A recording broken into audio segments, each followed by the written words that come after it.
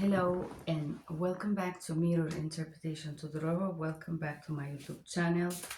We are continuing to read from this book, Keep Calm and Cut Him Off by Bruce Bryans. Drawing your attention away from a broken romance will give you greater control over the mean girl inside your head who likes to tell you all the reasons why things never work out for you. Bad relationship experiences and soul destroying romances can both produce and exacerbate your negative self talk. Those are the mean girl conversation you have in your head, where some version of you likes to remind you of all the bad decisions you have made, all of the times you blew it in your personal and professional life, and of all of the reasons why things never work out for you. This mean girls knows just what to say to make you feel worse about your situation, and she will make your life a living hell if you don't take control of all the things you think and say to yourself. Making yourself available to a guy who doesn't want you the way you want him will empower the mean girl.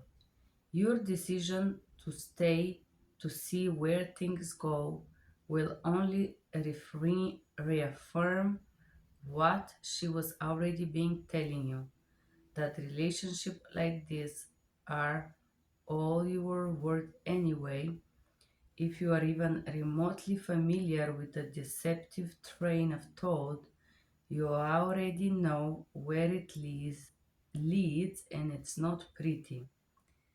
Instead of giving the mean girl the power to throw shade on you and keep you in perpetual state of self-doubt, self-destructive decision making, prove her wrong by consciously making decisions that will ultimately destroy the narrative she tries to use against you. One of the beautiful things about a human brain is that it will work extra hard to close the gap between what you think about yourself and what your actions say about you.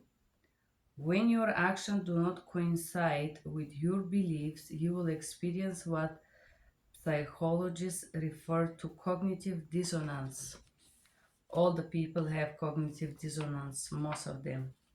In a similar terms, cognitive dissonance is the uncomfortable feeling we experience wherever we hold two or more contradictory beliefs about ourselves, or when we act in a ways that are incongruent with our inner beliefs and value.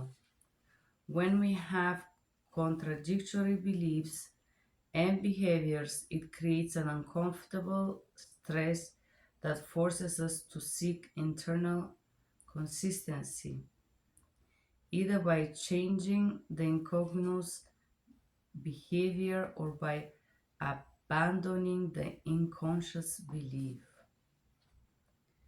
Knowing this, if you really want to put the mean girl in her place, you must be willing to act in a favor of your self-respect and worthiness of love, no matter what she says to you. You must be willing to consciously play the part of the woman you wish to become until your brain is forced to abandon those self-sabotaging beliefs that no longer serve you. If you want to be the kind of woman who does not suffer fools and in loving men, then no matter how uncomfortable you feel at first because of what the mean girls may say to you, you must be willing to follow through on those dating habits that are demonstrative of what this kind of woman would do when faced with such a situation. If interacting with particular guy consistently leaves you feeling unloved and unwanted due to some form of ongoing rejection, you must act like the woman you want to become. If you want to divest the mean girl of all her mastery inducing power. Never base your entire self worth on the way a man treats you, as this is one of the fastest ways to empower the mean girl and make yourself perpetually miserable.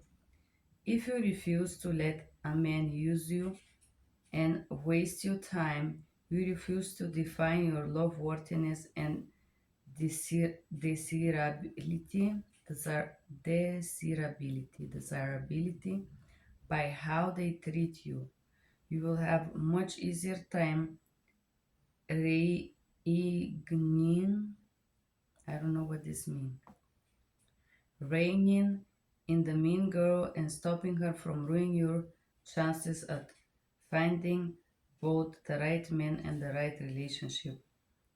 But simply refusing to let your past romances define you is only a start.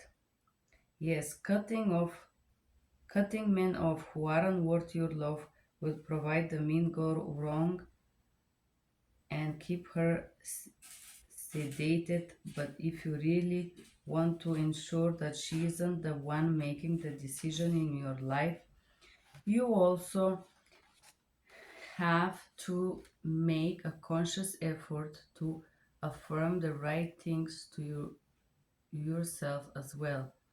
This is where the power of positive self-talk comes in, as it is one of the most effective methods for completely transforming your internal beliefs and paradigms. The things you say to yourself both internally and out loud will determine how you think, how you feel, and thus how you consistently act. Changing your internal dialogue about men love yourself will empower any actions you take towards getting the kind of man and relationship you really want. Unfortunately, such an in depth and important topic as this requires an entire book of its own. The good news, however, is there is immensely life-changing resource I can recommend for just this sort of thing. The book is called What to Say When You Talk to Yourself by Dr. Shad Helmstetter. Helmstetter with a double T. And it's a fascinating read. In it, the author reveals how our words and intentional self talk make us who we are as an individual. Dr. Helmstetter goes into great detail to explain how our internal dialogue regulates our belief, which then affects our attitude, emotions, and ultimately our behavior for good or bad. He also provides a tough yet very simple system for reprogramming your negative self-talk to help you bring about the kind of behavior and thus result you want to see in your life. While the book isn't specifically geared towards dating and relationship, the application from its program shifting content are tremendous if you are willing to apply what you learn. For example, if you often find yourself working harder, charming him, to keep a guy attention even after he rejects you or start losing interest, this book can help you to transform your overly anxious and self-defeating inner dialogue into confident, not compromising self talk. The book will be especially useful to you if you struggle with the internal belief that you are somehow not good enough, not pretty enough, young enough, and so on. To find a good man for lifetime of love and commitment, I strongly recommend check it out, as I am sure you will find it quite useful not only in matters of love but life in general. I think this is very interesting because I do talk to myself beautiful things often, and I will tell you, the bad self-talk comes when you listen or when you were surrounded with negative talks, or people who felt comfortable and compelled and needed to put you down for some reason.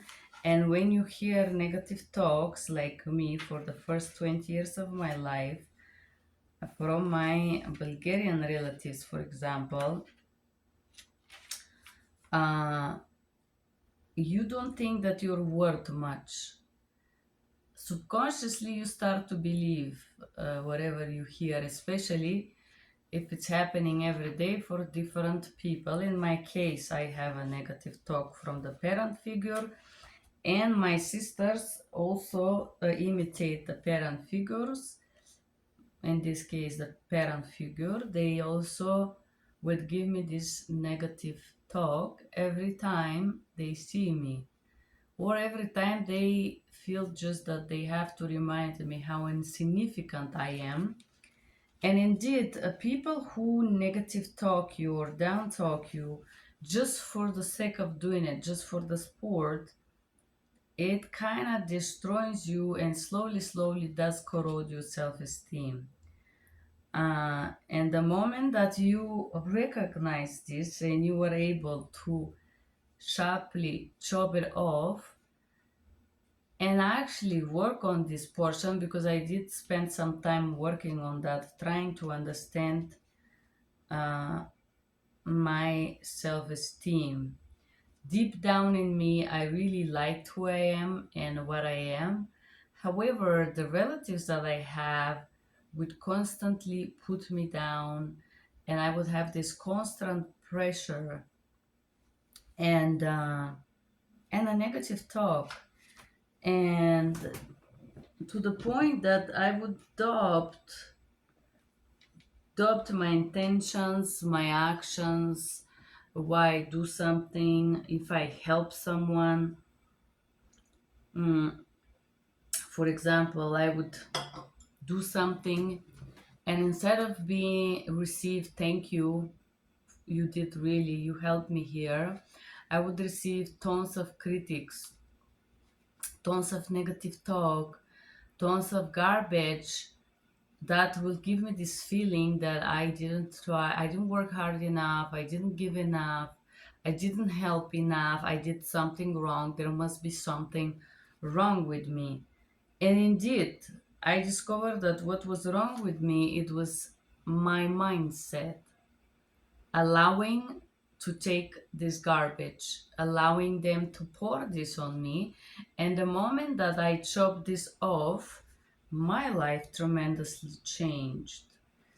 Mm, I know some of you guys watch this or listen this book because of the romantic reasons, and maybe some of you thought that the reason I choose to read this book is romantic, but it's not. The reason I choose to share this book, it because aligns your brain towards one general thought that I really love, although it doesn't clearly state it, but aligns you towards yourself on the first place. And the most important thought that I think this book like turns you toward, or the light that it gives you, it's that your time your time it's valuable, and your life is valuable, and why waste it with somebody that is below you and incapable to see not only the value of who you are, the effort of your time, your kindness, your authenticity, your generosity, and so on. And this is why I love this book. I would like you to write me your comment below. Thank you for reading this book with me. Keep Calm and Cut Him Off by Bruce Bryans.